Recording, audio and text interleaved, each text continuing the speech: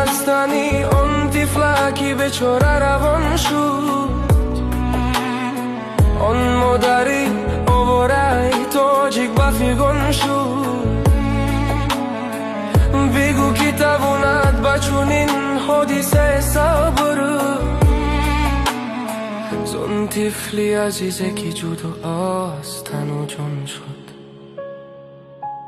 آمد به وطن جسمی ستم دیده خوبیل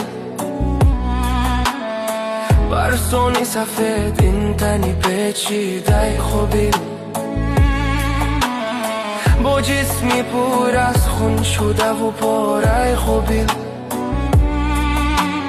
آمد به وطن مادری غم دیده تاجیک غم دردی ما را بپذیر مادری تاجیک ای مادری جان خستی تو تاجیک سری تاجیک در ماتمی تو کلی وطن خسته و بیمار سری خونه غم پر شده در کشوری تاجیک